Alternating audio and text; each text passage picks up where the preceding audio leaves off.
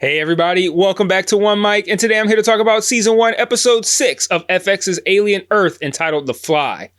This show continues to find ways to balance corporate power games with the slow, terrifying growth of the xenomorph threat, and I thought this episode did a great job of delivering on both of those things. So let's just dive right in. And we open with Wendy communicating with the now much larger but still like bite-sized xenomorph. There's also a cocoon-like structure that's forming in like the upper corner of the chamber that's next to the one with the sheep that has the eyeball alien for an eye. I was calling it a goat before, but yeah, it's definitely a sheep. But it's unsettling imagery. And it really feels like the show is leaning into this idea that Wendy mentions in the episode where she compares the aliens to insect colonies. And brief detour on that point. It's interesting how taken aback Wendy is when Hermit says that he essentially views the aliens as like these mindless killing machines. Like she gets defensive, almost like it's an attack on her, and wants to prove how intelligent they are. And I just think all of that is just more evidence to throw on the Wendy is somehow connected to the aliens pile. But anyway, while Wendy is talking to the xenomorph, Kersh once again proves that he's the absolute worst when it comes to empathy. Like, yeah, I know he's a synthetic. Like, why would he have empathy? But man, he is pretty brutal to Hermit in this scene. All Hermit is trying to do is wrap his head around this person being his sister, who, remember, he thought was dead. He just wants to take her home, but Kersh very bluntly and insultingly continues to remind him that she's a robot. She's property. She's not his sister, which... debatable. I mean, like, I'd say, given that she's got all of his sister's like memories and her personality, and the only thing that she doesn't have of his sister is her sister's physical body, I'd say that Wendy is more his sister than not his sister. But I don't know. Let me know what you think about that in the comments. Just a little side detour yet again. But anyway, Kersh is a dick in that scene. But he's not wrong. And considering how many times Hermit lazily and weakly probes for information that's going to aid in his plan to escape with Wendy and continues to get caught doing it over and over and over, maybe he deserved to be disrespected in that moment because he was a fucking idiot this whole episode, making it obvious that he planned on escaping and getting called out on it multiple times. Meanwhile, the Sylvias meet with Adam. Remember, that is A-T-O-M, not Adam, A-D-A-M, about Nibs claiming that she was pregnant. Adam's immediate solution, full memory wipe. And he wants her, he's at Charming for her upcoming meeting with the information architects of the Five. And Arthur refuses to go along with it, but Dame agrees. And initially, I believed that her goal was to just agree to do it to get Adam off of their case, like get him out the room, but then not actually do it because I felt like she believed that she could help Nibs without having to do all that. But then Arthur gets fired for refusing to do it after she made him expendable by saying that she could and would do it. And I thought that Arthur's firing was just like an unintended consequence of the plan that she was going to tell him once Adam was out of the room. But as we'll come to see later, that wasn't the case. But I did find it hilarious where Adam was like, if you're not gone by the end of the day, you just might be shot. Like, okay. You would have thought Arthur was a black man. But anyway, one of the highlights of the episode was the showdown between Boy Kavalier and Yutani in front of the arbitrator. Boy Kavalier arrives with Adam and Kersh. Yutani comes in with Maro, and they're there to discuss how Boy Kavalier is going to give her the aliens back. And the arbitrator is very clear. He tells them several times that whatever they agree to there in that room at that moment is final. Legally, it's a legally binding contract, and that fact certainly comes into play. So Boy Kavalier starts by immediately putting it out there what she was trying to do, bringing these alien species to Earth or whatever. Yutani responds by throwing money at the problem. She's like, I'll give you $20 billion to give me the aliens back, and we can be done here. And Boy Kavalier agrees to that amount. So that, like, again, in front of the arbitrator, that's the deal. You give me $20 billion, I'll give you the aliens back. And he's like, yeah, I'll give them back to you. Of course, this is, after the 6-week quarantine that's required for off-world creatures entering Earth. And I guess she hadn't considered that, but he did. And she tries to offer him $50 billion to hand the aliens over right then and there. But he says, no, the deal's been made. So $20 billion to Boy Kavalier, and she gets the aliens back in 6 weeks. Ouch. Watching him turn the tables and legally bind her to his terms was, I mean, it was him earning that boy genius name. Like, you want to hate the kid, but I mean, he really whooped her ass in that scene. Moving on to Maro.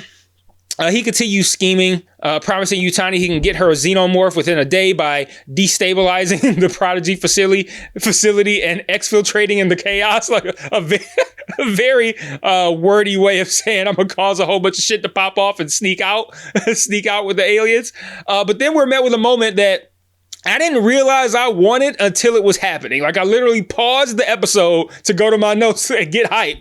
Like, oh shit, this is really happening. It's when Kersh and Maro meet in the elevator after the meeting. And my immediate thought was like, man, this is gonna be such a cool conversation. They're both such badasses, but Kersh knows what he's been doing with Slightly. And then I'm like, well, but does he know? Like, he knows what's happening, but does he know that is the guy that's been talking to Slightly this whole time? Like, I don't know that. Oh, I can't wait to see what happens in this conversation. And then all they did was talk shit and threaten each other. And it was like, that was like really fucking disappointing. Like, that conversation had the potential to be fucking epic. Like, scene of the year epicness, and all they did was just like fucking wave their dicks around and talk shit to each other. Like, man, like, oh, that was disappointing. Like, I expected a layered, coded, back and forth, something a little bit more cat and mouse, and it was just blunt threats. Like, man, that felt like a missed opportunity right there.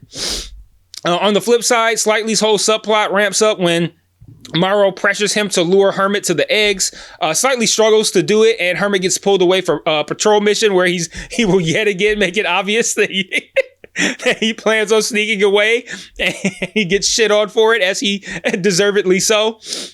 But on the way back for the meeting, Kersh contacts Isaac, aka Toodles. That's it's the black one. Well, no, it's me is black too. It's the light-skinned black one.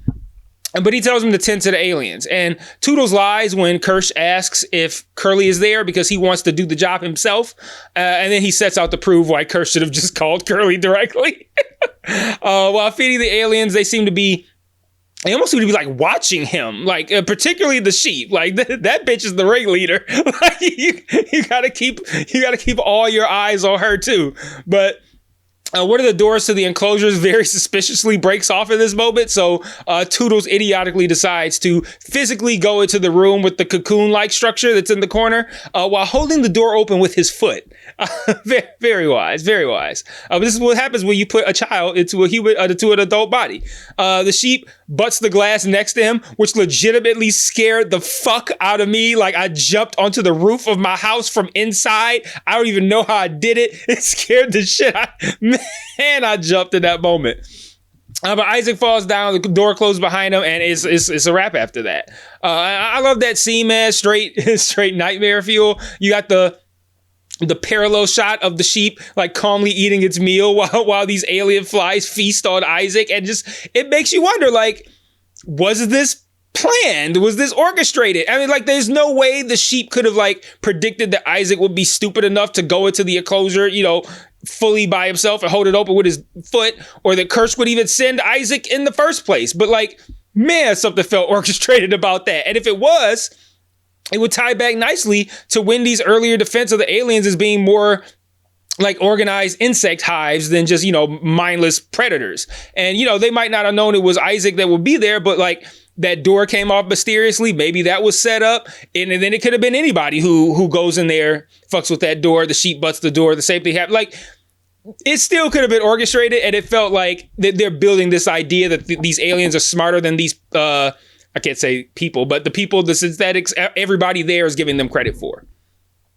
So like I alluded to earlier, Dame actually does end up removing Nibs' trauma.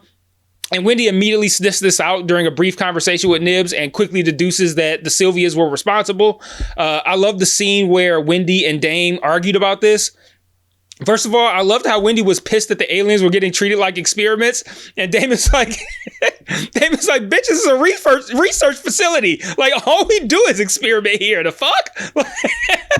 But secondly, this scene further reinforces the wedge being driven between Wendy and the humans and how much closer she's getting to the aliens. So I like that too. But really, you treat them like experiments. Like, bitch, we scientists. What you thought? Anyway, question though, how long before she's at a point where she has to essentially choose between the aliens and her brother and make the decision to choose the aliens because like, that's not totally my brother. I'm just his sister's consciousness inside a robot body.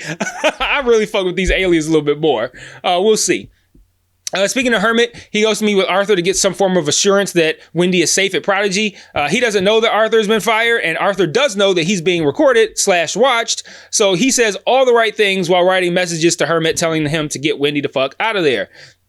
He then gets informed about what's happening with Toodles, and he heads to the lab. Slightly, having missed out on setting up Hermit to be consumed by the alien eggs, then pivots and seizes the day when he crosses paths with Arthur going to the lab to check on Toodles. He locks Arthur in the room with the specimens, he opens the door with the eggs, and sure enough, Arthur gets face-huggered. Brutal shit, man. Even worse, Kersh is witnessing all of this on the flight back from the meeting with Yutani, and then has the audacity to reassure Boy Kavalier that everything is fine when there is sheer fucking chaos happening in that lab. That sinister like patience that he has watching like all of these dominoes fall, watching them be set up and fall, it makes Kersh one of the most fascinating and infuriating presences on this show. But closing out, overall, I thought this episode, The Fly, was another strong installment. Arthur's downfall, Wendy siding more with the aliens, Boy Kavalier dominating Yutani in that meeting. I thought those were all standout moments. I wasn't impressed with Hermit stumbling around weakly trying to plan an escape, or with that flat Maro / Kersh elevator scene. But still, the way the show keeps layering, like I said, the corporate drama with the escalating alien horror, it has me locked in still. So let me know what you thought in the comments. Like the channel, subscribe, share to your social media, join the Discord, join the conversation. And until next time, peace.